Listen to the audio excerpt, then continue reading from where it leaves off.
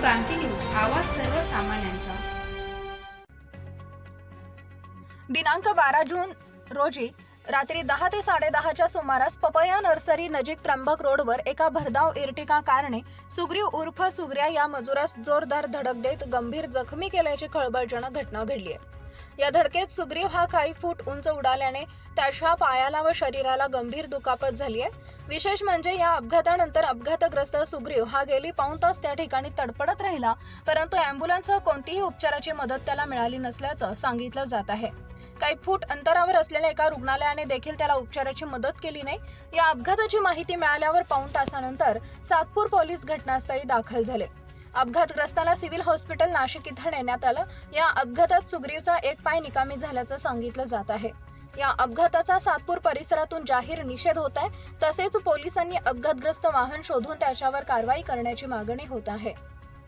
महाराष्ट्र क्रांती news साठी मुख्य संपादक प्रकाश बागुल, सातपूर, नाशिक। या ठिकाणी त्र्यंबक रोडवरती गेल्या अर्धा एक तासापासून अपघात झालेला होता। तुम्ही प्रत्यक्षदर्शनी होते, काय सांगणार तुम्ही? सर, आम्ही जेवण केल्यानंतर थोडंसं पावली करण्यासाठी इकडे आलो होतो। एक भीषण आवाज आमच्या कानावरती पडला आणि त्यानंतर म्हटलं कसला तरी असेल आवाज, परंतु काही गार्डनमध्ये आम्ही हालचाल बघितली, काही मुलं रस्त्याच्या दिशेने धावले। आम्ही त्यांच्या मागे आलो तर बघितलं एक अनोळखी इस्माला कोणीतरी धक्का देऊन त्या ठिकाणी निघून गेलेलं होतं आणि आम्ही रस्ता क्रॉस करून तिथं आलो असताना एक अत्यंत गंभीर जखमी झालेला आम्हाला एक माणूस इसम त्या ठिकाणी पाहायला मिळाला। आणि दुर्दैव एक मला निंदेने एक गोष्ट सांगावीशी वाटते का आपण 21व्या शतकात जगतो। अगदी जग आपल्या जवळ आलंय, पण जे जेवढं जवळ आलंय ना तेवढं सुद्धा लांब गेलेलं आहे। अगदी हाकेच्या अंतरावर असणारं इथं सिव्हिल हॉस्पिटल आहे, त्याच्याही पेक्षा हाकेच्या अंतरावरमध्ये अगदी बोटाच्या मोजण्या इतके अगदी जवळच असलेलं एक हॉस्पिटल आहे। मी त्याचं नाव नाही घेते, कोणाला आपल्याला नुकसान नाही करायचं, परंतु त्यांनी सुद्धा मदत केली नाही। ही दुर्दैवाची बाब मला या ठिकाणी सांगावीशी वाटते। 10 मिनिटे होऊन गेले, 15 मिनिटे, अर्धा तास, पाऊण तास होत आला तरी शासकीय रुग्णवाहिका त्या ठिकाणी आलेली आहे। अत्यंत निंदनीय गोष्ट म्हणावी लागली।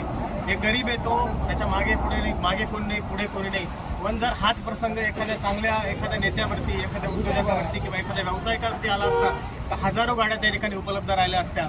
हीच गोष्ट मला या ठिकाणी खटकली आणि मी जाहीररित्या या घटनेचा निषेध करतो आणि जिल्हा नियोजन समिती असेल नाशिकची किंवा इतर कोणी प्रशासकीय व्यवस्थेची मी जाहीररित्या निषेध करतो। एवढंच बोलतो आणि थांबतो। आपलं नाव काय? विजय पानगवण। कुठं राहिला आपण? मी इथं सातपूर कॉलनीमध्ये राहतो। अशाच नवनवीन बातम्या पाहण्यासाठी आमच्या महाराष्ट्र क्रांती न्यूज या YouTube चॅनलला लाईक करा, सबस्क्राईब करा आणि बेल आयकॉनला प्रेस करा।